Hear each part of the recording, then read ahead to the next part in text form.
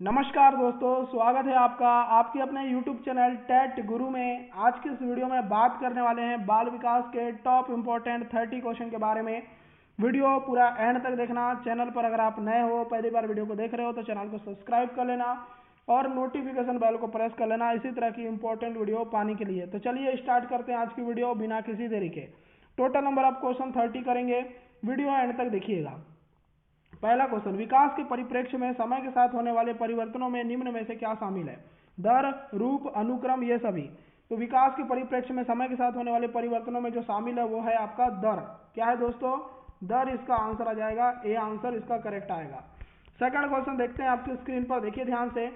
वह विचारात्मक प्रक्रिया जिसमें नूतन, वास्तविक तथा उपयोगी अवधारणाओं का प्रस्तुतिकरण निहित हो कही जाती है। उसको क्या कहते हैं? अनुभव कहते हैं, रचनात्मकता कहते हैं, बुद्धिमत्ता कहते हैं, नव विचार कहते हैं। तो वह विचारात्मक प्रक्रिया जिसमें नूतन, वास्तविक और उपयोगी अवधारणाओं का प्रस्तुतिकरण निहित हो उसको क्या कहते हैं? तो उसको बोलते हैं दोस्तों रचनात्मकता। यहाँ पर आप लगा देंगे B answer. Next question, third question, माता पिता से वंशजों में स्थानांतरित होने वाले लक्षणों को क्या कहते हैं? जीन, पर्यावरण, आनुवांशिकता, होम्योस्टेसिस। तो इसका जो आंसर आ जाएगा वो आ जाएगा आनुवांशिकता। यहाँ आंसर लगा देंगे सी आंसर।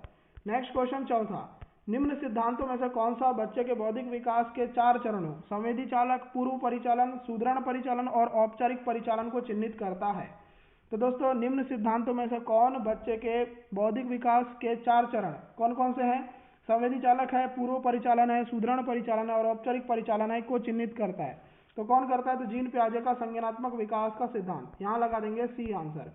क्वेश्चन नंबर 5, एकीकृत छात्र केंद्रित अधिगम के लिए पाठ्यक्रम में निम्नलिखित में से क्या लाभकारी नहीं है? एकीकृत छात्र केंद्रित अधिगम की बात करें और उसके पाठ्यक्रम की बात करें तो उसमें क्या लाभकारी नहीं है? पहला दिया सहकर्मी संचार का विकास, दूसरा दिया छात्र का अभिप्रेरण विकास, तीसरा दिया छात्र शिक्षक संबंध का निर्माण और चौथा दिया है खोज सक्रिय अधिगम का हास। तो इसका जो आंसर आ जाएगा खोज सक्रिय अधिगम का हास, ये जो है लाभकारी नहीं है। डी आंसर बेस्ट आएगा। क्वेश्चन नंबर 6, बुद्धि का कौन सा सिद्धांत सामान्य बुद्धि और विशिष्ट बुद्धि की उपस्थिति का समर्थन करता है? सामान्य बुद्धि मतलब होता है दोस्तों जी, और विशिष्ट बुद्धि मतलब एस, मतलब जनरल और स्पेसिफिक। इसकी उपस्थिति का समर्थन कौन सा सिद्धांत करता है ये आपको बताना है। तो इसका आंसर आ जाएगा स्पीयरमैन का द्विखंड का सिद्धांत। यहाँ आंसर लगा देंगे सी आंसर। क्वेश्चन नंबर आपके स्क्रीन पर 7, प्रतिबिंब, अवधारणा, प्रतीक एवं संकेत, भाषा, शारीरिक क्रिया और मानसिक क्रिया किसमें अंतर्निहित है? प्रेरक पेशी विकास में, अनुकूलन में, समस्या समाधान में, विचारात्मक प्रक्रिया में। तो डियर अगर बात करें इस क्वेश्चन की तो इसका आंसर आ जाएगा प्रेरक पेशी विकास में। यहाँ आंसर आ जाएगा ए आंसर। क्वेश्चन नंबर 8, सीखने की परिघटना में निम्नलिखित में से कौन आवश्यक घटक नहीं है? आंतरिक अवस्था, अधिगमता, प्रेरक और शिक्षक।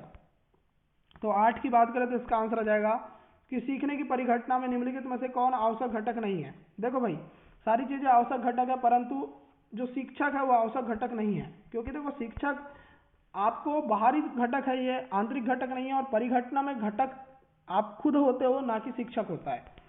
9वां क्वेश्चन, निम्नलिखित में से कौन सा सिद्धांत यह दर्शाता है कि अपेक्षित व्यवहार के सन्निकट सकारात्मक प्रतिक्रिया तथा पुनर्बलन के फलस्वरूप व्यवहारात्मक विकास किया जा सकता है? दोस्तों निम्नलिखित में से कौन सा सिद्धांत यह दर्शाता है कि अपेक्षित व्यवहार के सन्निकट सकारात्मक प्रक्रिया तथा पुनर्बलन के फलस्वरूप व्यवहारात्मक विकास किया जा सकता है?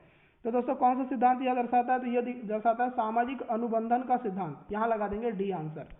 क्वेश्चन नंबर 10, वह प्रक्रिया जिसके द्वारा माता पिता यह अनुमान लगाते हैं कि उनके बच्चे में सभी सकारात्मक गुण है क्योंकि एक गुण सकारात्मक है, तो इसको क्या कहते हैं? हाउथेनी का प्रभाव, परिवेश का प्रभाव, प्रभाव का नियम या प्रतिलोम परिवेश का प्रभाव। तो दोस्तों इसको क्या कहते हैं? इसको कहते हैं हाउथेनी का प्रभाव। यहाँ आंसर लगा देंगे ए आंसर। चलिए अब देखते हैं नेक्स्ट क्वेश्चन आपके स्क्रीन पर। क्वेश्चन नंबर 11, रमेश तथा अंकित की समान बुद्धि लब्धि 120 है। रमेश अंकित से 2 वर्ष छोटा है। यदि अंकित की आयु 12 वर्ष है तो रमेश की मानसिक आयु क्या होगी? देखो भाई, अंकित की आयु कितनी है? 12 वर्ष। ठीक है, तो रमेश की आयु कितनी हो जाएगी? रमेश अंकित से 2 वर्ष छोटा है, मतलब 10। ठीक है, तो यहाँ पर देखिए रमेश की मानसिक आयु पूछा जा रहा है आपको, है ना? तो हमको रमेश की क्या पता है? हमको रमेश की वास्तविक आयु पता है ना? तो फॉर्मूला क्या होता है? देखो रमेश की वास्तविक आयु कितनी है? रमेश अंकित से 2 वर्ष छोटा है, मतलब 10 वर्ष है ना? जब हमको 10 वर्ष उसकी वास्तविक आयु पता है, बुद्धि लब्धि पता है 120, तो मानसिक आयु निकालना है। मानसिक आयु कैसे निकालते हैं? IQ इज इक्वल टू मानसिक आयु बटे वास्तविक आयु इंटू 100। IQ कितना है दोस्तों? 120। मानसिक आयु को जैसा का तैसा रखेंगे, वास्तविक आयु को क्या रखेंगे? 10 रखेंगे, इंटू 100 करेंगे, 10 दाम 100 हो जाएगा और 10 से ये कटेगा तो 12 आंसर आएगा। 12 आंसर इसका आएगा करेक्ट। क्लियर है ना? कोई दिक्कत नहीं है। नेक्स्ट क्वेश्चन 12वां, निम्नलिखित में से कौन असतत चर का उदाहरण नहीं है? लिंग, आयु, वैवाहिक स्थिति, आवासीय स्थान। तो इसका आंसर आ जाएगा आयु जो है ना, आयु जो है आपकी वो असतत चर का उदाहरण नहीं है। नेक्स्ट क्वेश्चन, छात्र के प्रयोगात्मक दक्षता के आकलन का यथोचित रूप क्या है? अगर छात्र का प्रयोगात्मक आकलन करना है तो उसका यथोचित रूप क्या है? तो ये क्या है? तो ये प्रश्नावली है डियर, यहाँ आंसर लगाएंगे प्रश्नावली। नेक्स्ट क्वेश्चन 14, कक्षा नायक उपदेशक द्वारा प्रयुक्त मूल्यांकन का प्रकार जो अनुदेशन के समय सीखने के विकास में किया जाता है कहलाता है। इसको क्या कहते हैं? इसको कहते हैं फॉर्मेटिव मूल्यांकन। यहाँ लगा देंगे ए आंसर। क्वेश्चन नंबर 15, निबंधात्मक प्रश्नों के लिए निम्नलिखित में से कौन सा अच्छा विकल्प है? अगर आप निबंधात्मक प्रश्नों की बात करें तो उसके लिए सबसे अच्छा विकल्प कौन सा है? न्यूटन की गति के तीनों नियमों की व्याख्या करें। दूसरा दिया न्यूटन की गति के नियम की चर्चा करें। तीसरा दिया न्यूटन की गति का नियम क्या है, और लास्ट दिया न्यूटन की गति के नियम पर एक लेख लिखे। तो निबंधात्मक प्रश्नों के लिए निम्नलिखित में से कौन सा सबसे अच्छा विकल्प है? तो यह है न्यूटन की गति के नियम पर एक लेख लिखे, ये सबसे अच्छा विकल्प है।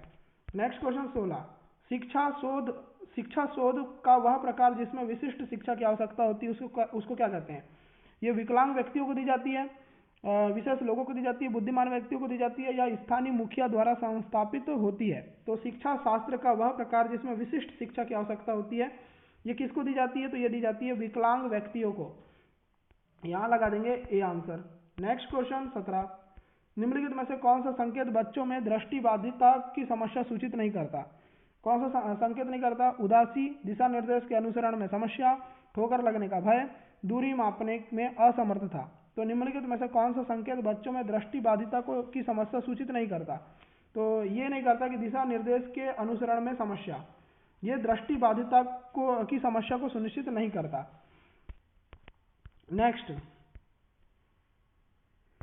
वाक बाधिता बच्चों का विकास किया जा सकता है। उनको वाक बाधिता मतलब जो बच्चे बोल नहीं पाते, उन बच्चों का विकास कैसे किया जा सकता है?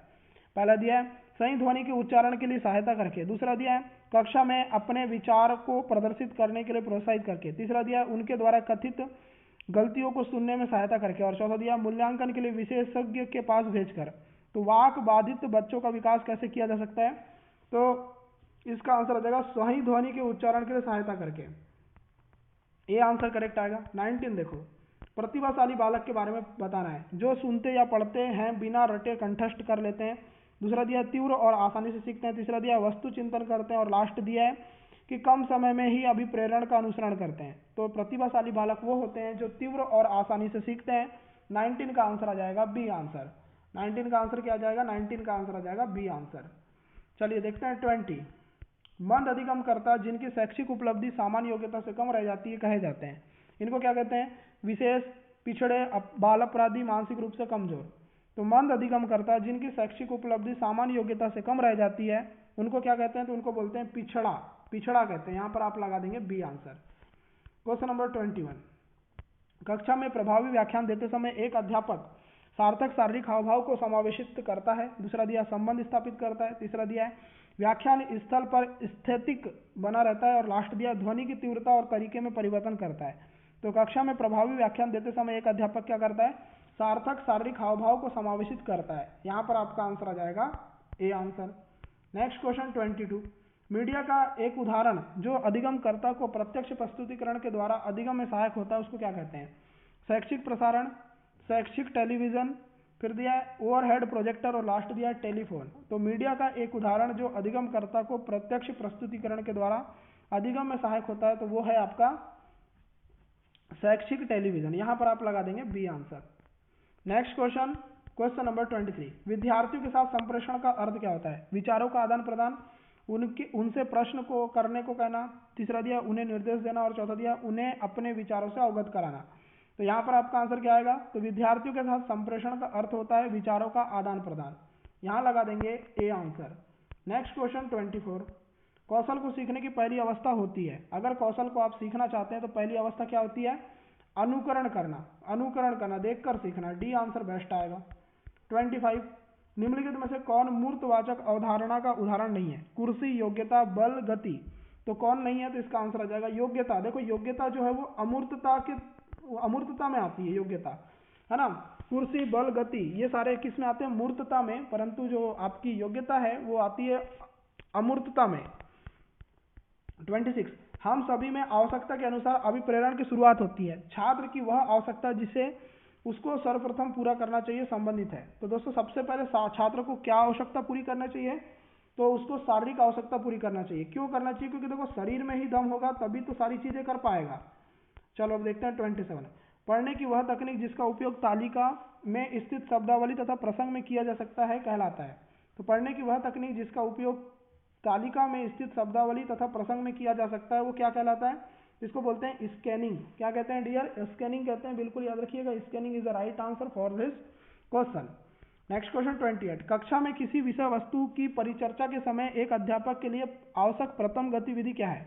तो पहला दिया उद्देश्य की सूचना, दूसरा दिया तर्क संबंधी तथ्यों की व्याख्या, तीसरा दिया विषय वस्तु को मौखिक रूप से बताना और चौथा दिया श्याम पट पर विषय वस्तु लिखना। तो कक्षा में किसी विषय वस्तु की परिचर्चा के समय एक अध्यापक के लिए आवश्यक प्रथम गतिविधि क्या है?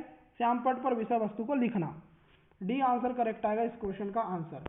29, निम्नलिखित में से कौन पुनर्बलन का उदाहरण है? पहले दिया कमला, उत्तर देने में तुम कीर्ति की सहायता नहीं कर सकती, पहला पॉइंट। दूसरा दिया नहीं लता, उत्तर 45 नहीं है। तीसरा दिया अरे नहीं, आमतौर पर तुम गलत हो। और चौथा दिया सुनील तुमने सही कहा।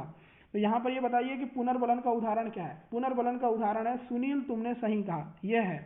30 देखिए, बच्चों में स्व अध्ययन की क्षमता का विकास किया जा सकता है, कैसे कर सकते हैं? पहला दिया है स्व अध्ययन पर व्याख्यान देकर, दूसरा दिया महान व्यक्तियों का उदाहरण प्रस्तुत करके, तीसरा दिया स्वयं का उदाहरण प्रस्तुत करके और चौथा दिया नूतन साहित्य उपलब्ध कराकर। तो बच्चों में स्व अध्ययन की जो क्षमता है उसका विकास कैसे कर सकते हैं? नूतन साहित्य उपलब्ध करा के। यहाँ पर आप लगा देंगे डी आंसर। तो डियर यहाँ पर टोटल नंबर ऑफ क्वेश्चन 30 मैंने आपको करा दिया है।